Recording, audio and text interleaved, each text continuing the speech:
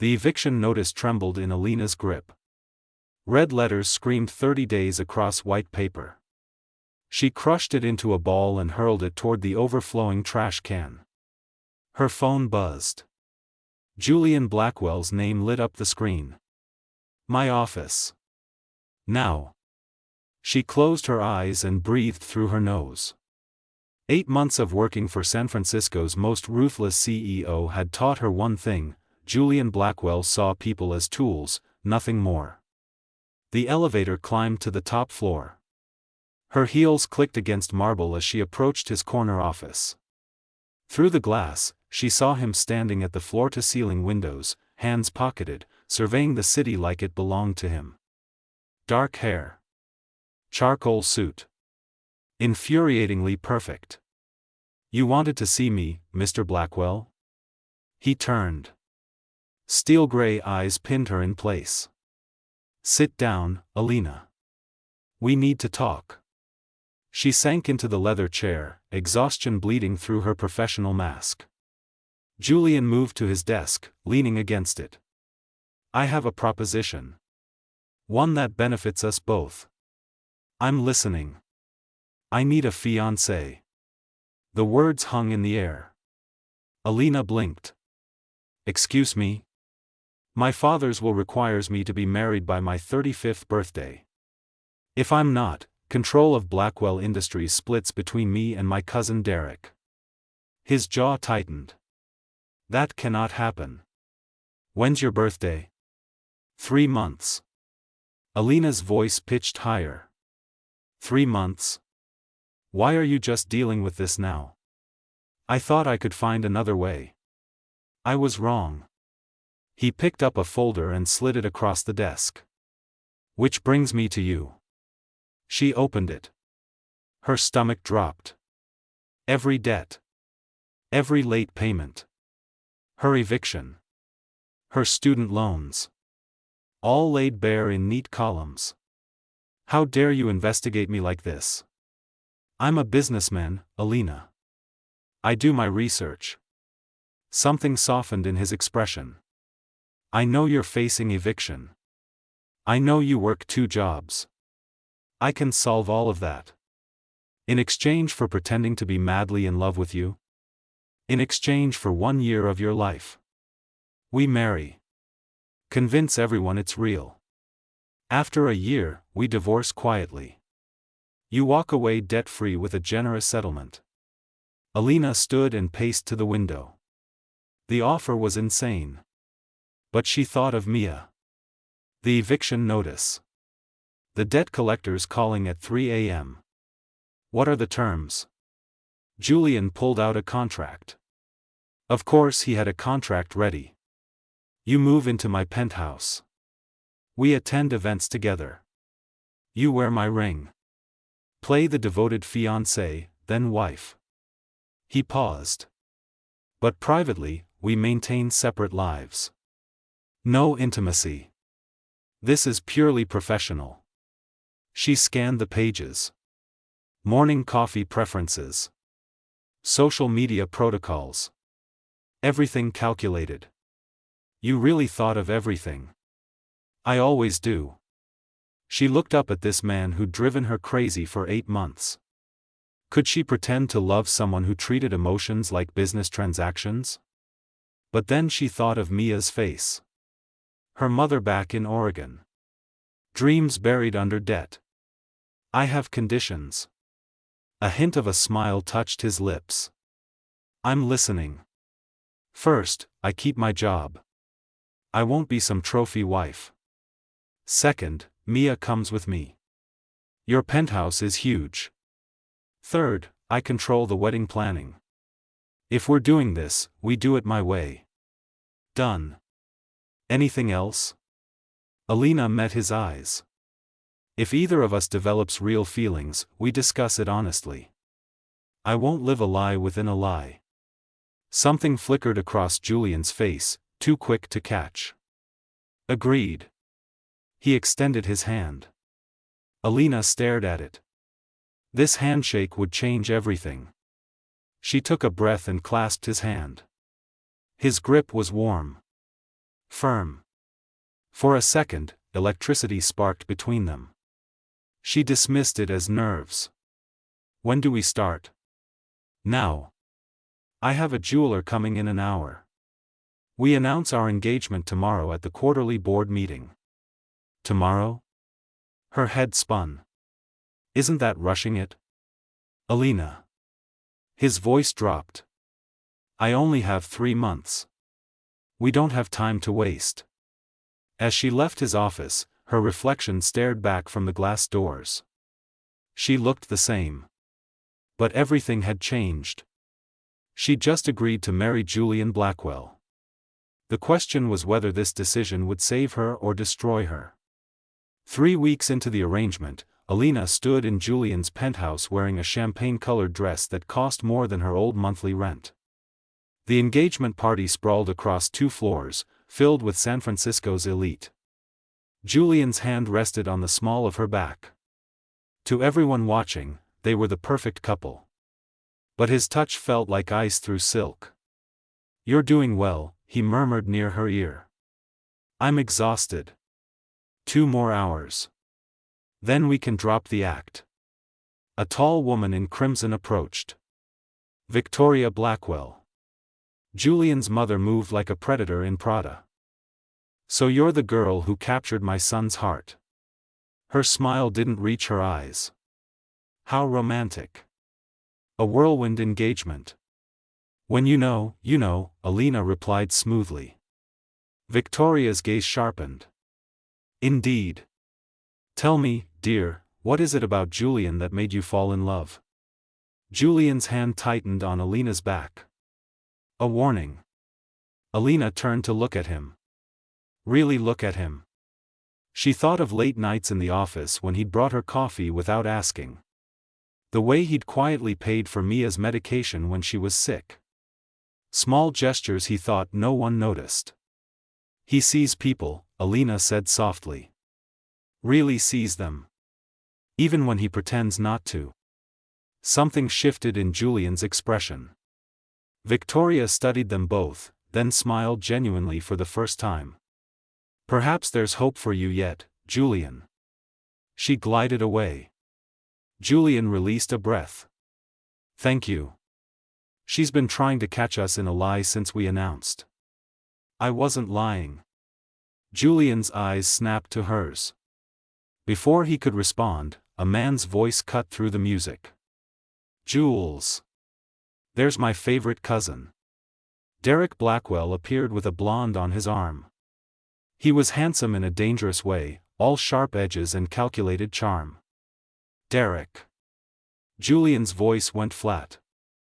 Congratulations on the engagement. Derek's smile was venomous.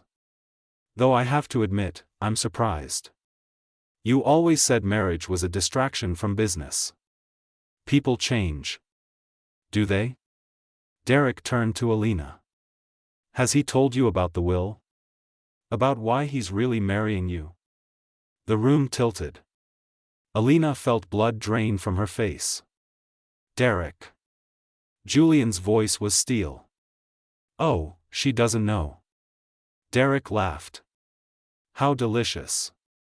Tell me, Alina, did he mention that if this marriage fails, I get half his company? That you're just a pawn in his little game? Enough. Julian stepped forward. Or what? You'll throw me out of your party? Derek leaned closer to Alina. Ask him about the others. The women he considered before you. There's a whole list, sweetheart. You weren't special. You were just desperate enough to say yes. Julian's fist connected with Derek's jaw.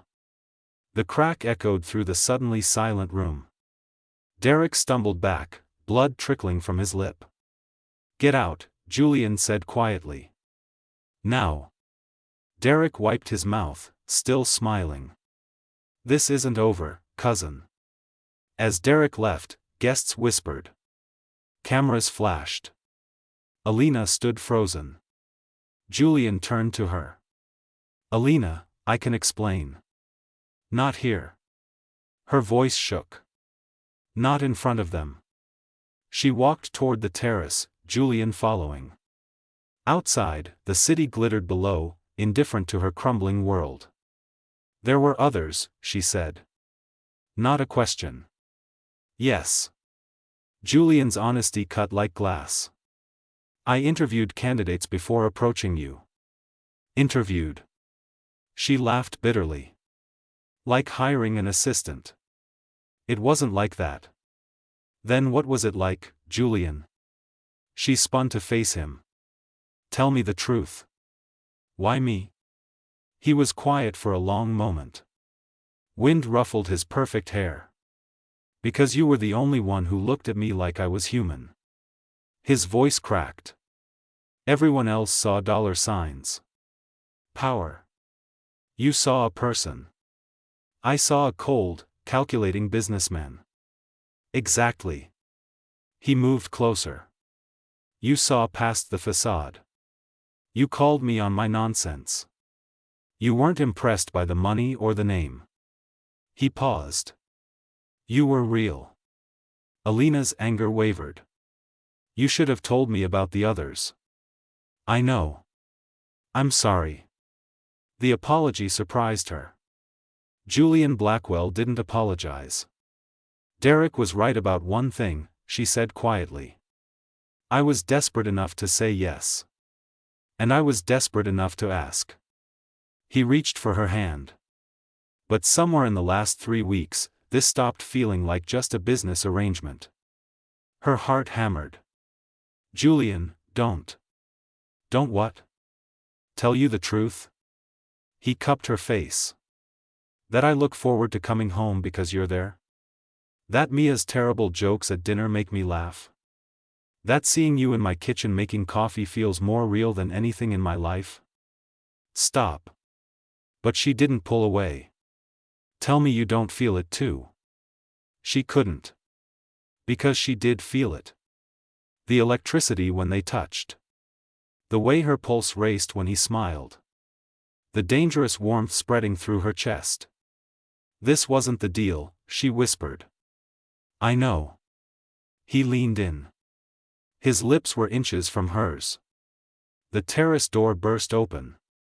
Mia stood there, face pale. Alina. You need to see this. She held up her phone. On the screen, a gossip site headline blazed, Blackwell's fake fiancé, inside the contract marriage that shocked Silicon Valley. Below it, photos of the contract. Her signature. Every private detail exposed. Someone leaked it, Mia said. It's everywhere. Alina's world shattered. She looked at Julian. Who else had access to that contract? His face went white. Only my lawyer and my assistant. And Derek. They locked eyes. Derek had known exactly where to strike. Alina's phone exploded with notifications. Calls. Texts. The press descending like vultures. What do we do? She asked. Julian's jaw set. When he looked at her, his eyes blazed with something fierce and protective. We fight back. The press conference room buzzed with reporters. Cameras lined the walls. Alina sat beside Julian at a long table, their hands intertwined for show.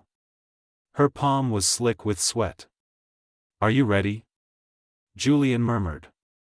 No. Good. Neither am I. A reporter in the front row stood. Mr. Blackwell, how do you respond to allegations that your engagement is a sham to secure your inheritance? Julian's thumb stroked Alina's hand.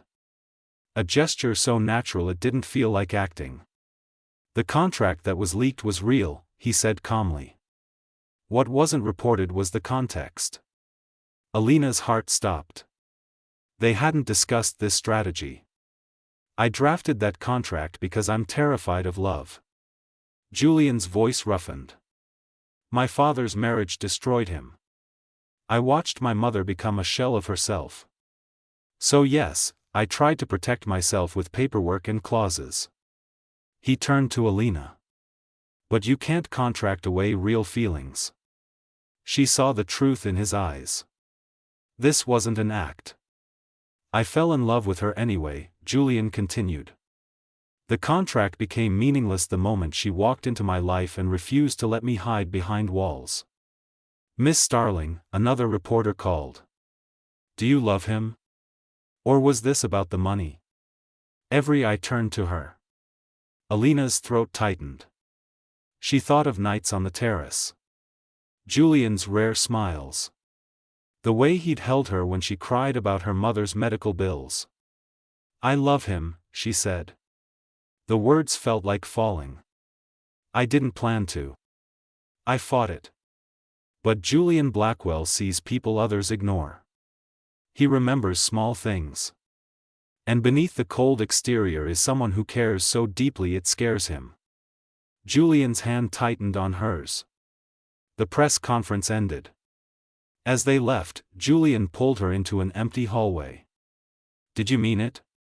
His voice was raw. Every word. She cupped his face. Did you? Instead of answering, he kissed her. Not the careful, public kisses they'd shared before. This was desperate. Consuming. His hands tangled in her hair. She melted into him, months of tension igniting between them. When they broke apart, both breathing hard, Julian pressed his forehead to hers. We're in trouble, he whispered. I know. That night, Alina couldn't sleep. She wandered through the dark penthouse to Julian's study. Light spilled under the door. She knocked softly. Come in. Julian sat at his desk, tie loosened, sleeves rolled up. He looked exhausted. Can't sleep either, she asked. Too much on my mind. He gestured to the chair across from him. Sit with me. She settled in, tucking her legs under her. For a while, they just existed in comfortable silence. Tell me about your father, she said finally. Julian's expression shuddered. Why? Because you never talk about him. And I think he's the reason you're so afraid. He was quiet so long she thought he wouldn't answer. Then he spoke, voice barely above a whisper. He loved my mother obsessively. When she had an affair, it broke him. He threw himself into work, building this empire. Julian stared at his hands. The night he died, he told me love makes you weak. Makes you vulnerable. He made me promise I'd never let anyone have that power over me. But you did, Alina said softly. You let me in. I tried not to. He met her eyes. God, I tried. But you're impossible to resist. She moved around the desk and kissed him. Gentle this time. A promise. I'm not your mother, she whispered. And you're not your father. I know. But doubt flickered in his eyes. The next morning, Alina woke to an empty bed. Julian had left early for emergency meetings with the board. Derek was making his move, using the scandal to challenge Julian's fitness to lead. Her phone rang. Unknown number. Hello? Alina Starling? A woman's voice. Familiar somehow. Who is this? Someone who knows the truth about Julian Blackwell. A pause. Meet me at Café Noir in an hour. Come alone. Trust me, you'll want to hear this. The line went dead. Alina should have ignored it. Should have called Julian. But curiosity gnawed at her. She went. Café Noir was tucked in a quiet corner of the financial district. Alina scanned the tables and froze. Victoria Blackwell sat in the back booth, wearing dark sunglasses despite being indoors. Sit down, dear. Alina's instincts screamed to run. But she sat. Victoria removed her sunglasses. Her eyes were red, like she'd been crying. I need to tell you something about my son. Something that will change everything. I'm listening. Julian's father didn't die of a heart attack. Victoria's hands trembled around her coffee cup. He killed himself. The world tilted. The marriage clause in the will wasn't about securing the company, Victoria continued. It was punishment. My husband blamed Julian for my affair. Said if Julian had been a better son, I wouldn't have strayed. Her voice cracked. The will was designed to force Julian into the same trap that destroyed his father. A loveless marriage. A life of control and calculation. Why are you telling me this? Because I've watched you too. You're not faking it anymore. Victoria leaned forward. And Derek knows. He's going to use it against Julian. Claim that Julian's emotional compromise makes him unfit to lead. That's insane. It's business, dear. Victoria's smile was bitter. Derek will argue that Julian's falling in love proves his father was right. That Julian's weak. Just like his father. Alina's mind raced. What do I do? You leave. Victoria pushed an envelope across the table. There's a plane ticket to Oregon. Money to start over. If you disappear now, Julian can claim the engagement was a mistake. Maintain his reputation as cold and calculating. Save the company. You want me to abandon him? I want to save my son from his father's curse. Victoria's eyes glistened. Love destroyed my marriage. It destroyed my husband. I won't let it destroy Julian too. Alina stared at the envelope. Inside was everything she needed to walk away. To give Julian what he needed most. If I stay, she said slowly, what happens? Derek wins. Julian loses everything. And eventually, he'll resent you for it. Victoria's voice turned cold. Just like his father resented me. Alina picked up the envelope. Her hands shook. Think about it, Victoria said, standing. But decide quickly. Julian's birthday is in 3 days. After that, it won't matter. She left Alina alone with the weight of an impossible choice. When Alina returned to the penthouse, Julian was home early. He looked devastated. The board voted, he said. They're giving Derek a provisional position. If I can't prove stability and commitment by my birthday, control splits 50-50. Julian. Her voice broke. He pulled her close. I don't care about the company anymore. I just want you. Alina closed her eyes. In her pocket, the plane ticket burned like fire. She had 3 days to decide whether to save Julian or destroy him. 2 days before Julian's birthday, Alina stood in his study, the plane ticket heavy in her hand. Through the window, fog rolled over the bay, swallowing the city whole. You're thinking too loud. She turned. Julian leaned in the doorway, shirt unbuttoned, hair disheveled. Beautiful and broken. Can't sleep, she said. Me neither. He crossed to her, wrapping his arms around her waist from behind. His chin rested on her shoulder. Talk to me. What's wrong? Everything. Nothing. She wanted to tell him about Victoria, about the choice tearing her apart. But the words stuck in her throat. I'm scared, she whispered instead. Of what? Losing you. Julian turned her to face him. His gray eyes searched hers. You won't lose me. No matter what happens with the company, I have you. That's enough. It was the wrong answer. The devastating answer. Because it meant he'd choose her over everything his father built. Over his legacy. And that choice would destroy him slowly, a death by 1,000 regrets. What if it's not enough? She asked. What if loving me costs you everything? Then it costs me everything. He kissed her forehead. Alina, I spent 35 years building walls. You tore them down in 3 months.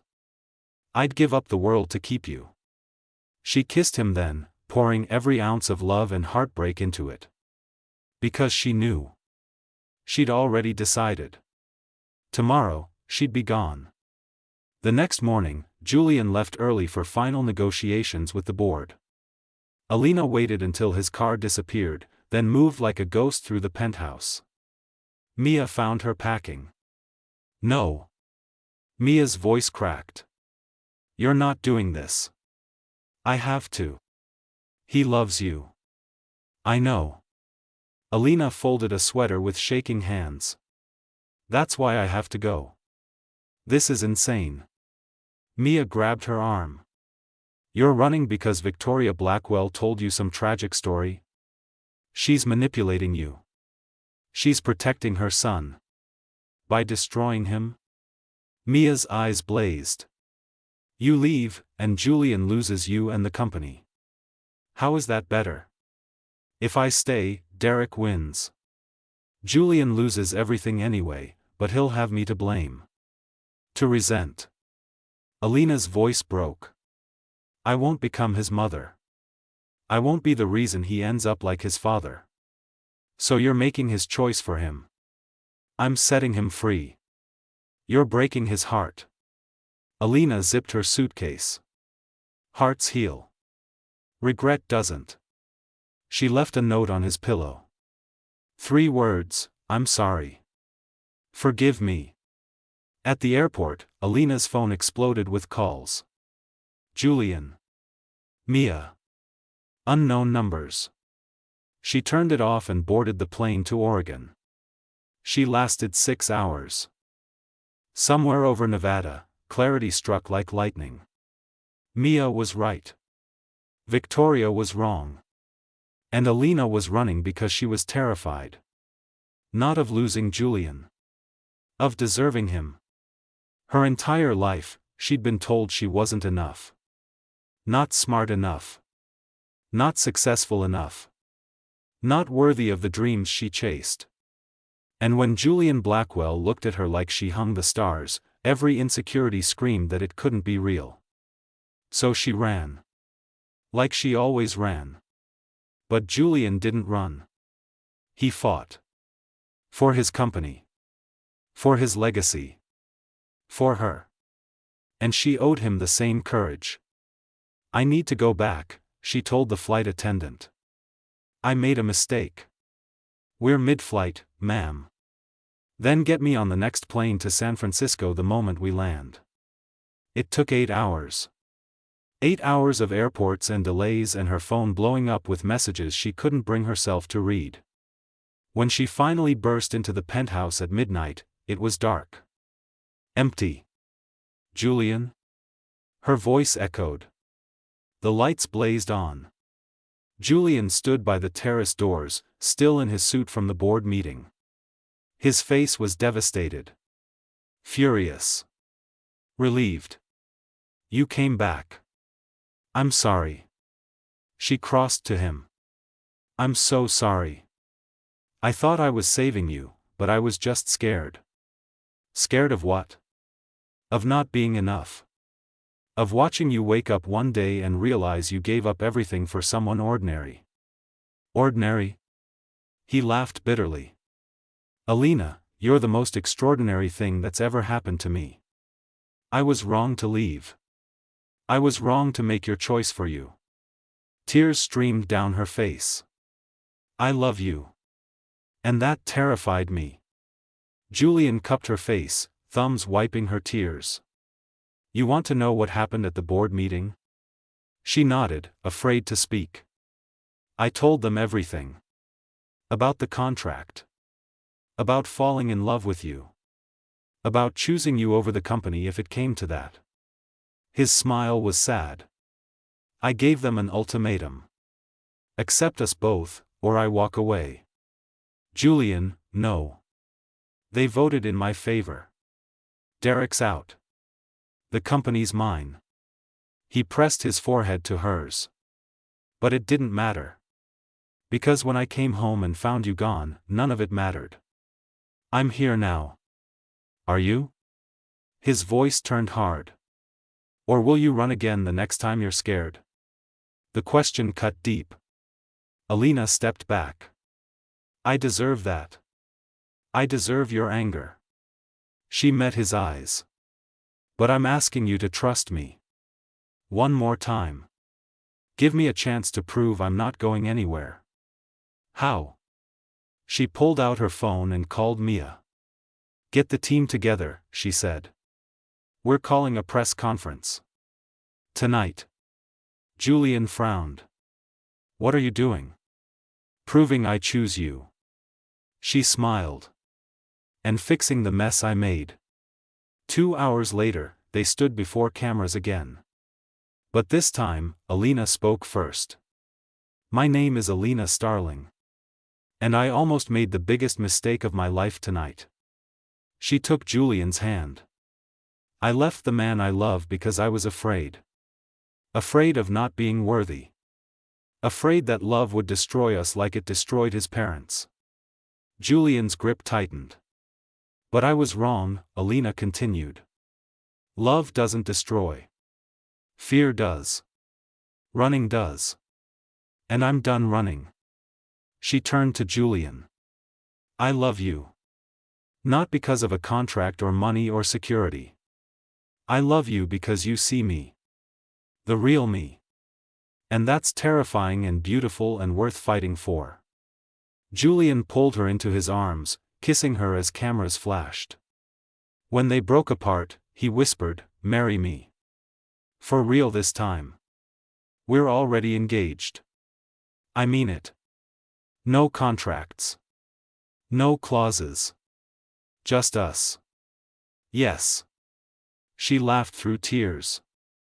1,000 times yes. But as they left the press conference, Alina's phone buzzed with a text from an unknown number. Touching performance. But you should know the truth about what really happened to Julian's father. The suicide wasn't about love. It was about business. And Julian knows. He's been lying to you all along. Ask him about the offshore accounts. Ask him about Derek's evidence.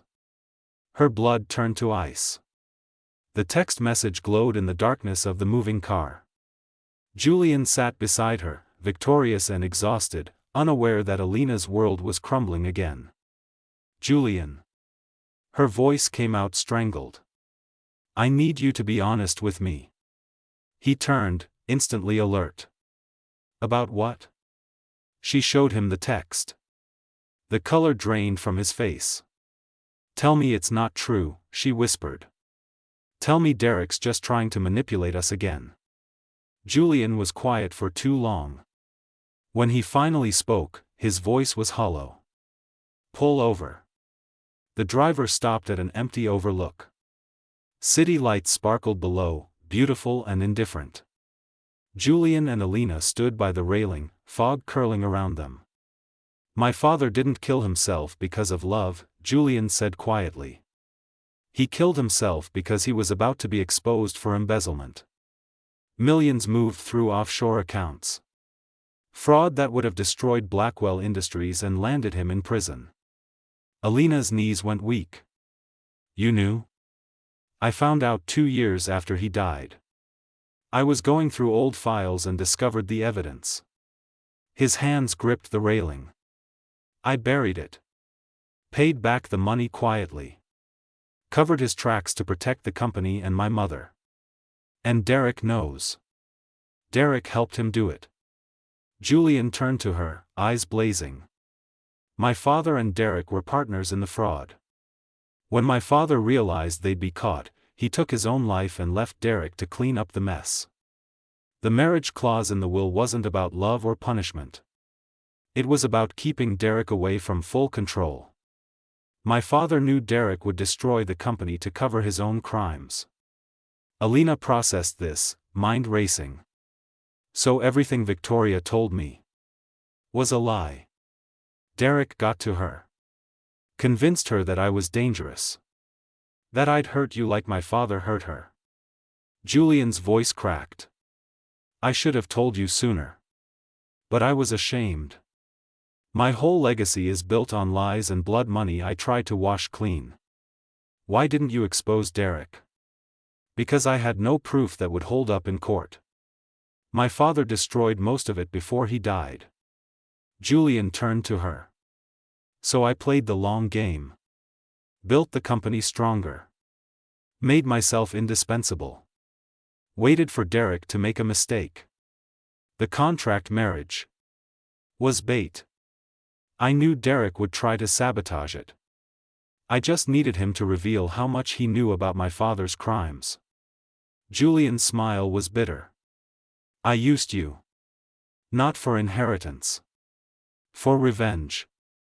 The confession hung between them like smoke. Alina should have been furious. Should have walked away. But she saw the guilt eating him alive, the shame he'd carried for years. You're an idiot, she said finally. Julian blinked. What? You're an idiot for thinking I'd care about your father's crimes. She moved closer. You spent years cleaning up his mess. Protecting people. You're nothing like him. I lied to you. You protected me. There's a difference. She cupped his face. Did you ever actually love me? Or was that part of the game? God, Alina, no. He pulled her close, voice breaking. You were supposed to be a pawn. A convenient solution. But you became everything. The game stopped mattering the moment you smiled at me like I was worth saving. Then we finished this. Together. She pulled out her phone. Call Derek. Tell him we know everything. And that we have the evidence to prove it. We don't have evidence. He doesn't know that. She smiled dangerously. You taught me well. Time to play the game. 20 minutes later, Derek arrived at the Overlook. He stepped out of his car, confident and smirking. This is dramatic, even for you, Jules. We know about the offshore accounts, Julian said calmly. We know you helped our father steal from the company. And we know you've been trying to cover it up ever since. Derek's smile faltered. You have no proof. Don't I? Julian pulled out his phone, showing a screen full of documents. Turns out my father kept insurance. Files buried so deep it took me years to find them. But I did. It was a bluff. The documents were fake, cobbled together from legitimate files. But Derek didn't know that. You're lying. Am I? Alina stepped forward. Want to risk it? Because we can release everything tomorrow. Your name. Your crimes. Or you can walk away. Sign over your shares. Disappear. Derek's face twisted. For a moment, Alina thought he'd call their bluff. Then he laughed. A broken, desperate sound. You win, cousin. He looked at Julian with something like grudging respect. You always were smarter than your father. I'm nothing like my father. No. Derek's voice softened. You're better. He would have destroyed me. You're giving me a chance to run. Because of her. Julian pulled Alina close. She taught me that revenge isn't the same as justice. Derek nodded slowly. The shares are yours. I'll be gone by morning. He paused at his car. For what it's worth, I am sorry. About all of it. As Derek drove away, Alina and Julian stood in the fog, victorious and exhausted. Is it really over? She asked. It's over. What happens now? Julian turned to her, eyes soft in the darkness. Now we build something real. No contracts. No games. Just us. I like the sound of that. He kissed her slowly, thoroughly, as the city twinkled below and fog wrapped around them like a blessing. 6 months later, Alina stood in a small chapel, wearing a simple white dress. Mia stood beside her, crying happy tears. Victoria sat in the front row, reconciled with her son, finally free of the past. Julian waited at the altar, no longer the cold CEO but a man transformed by love.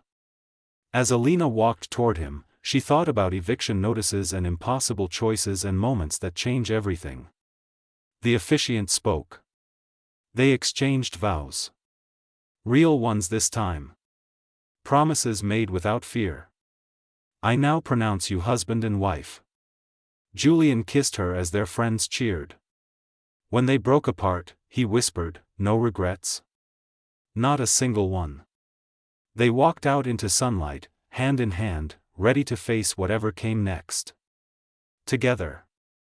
Because some stories don't end with betrayal or sacrifice or fear. Some stories end with two broken people who learn to be whole. Some stories end with love that's stronger than contracts. Some stories end with hope. The end.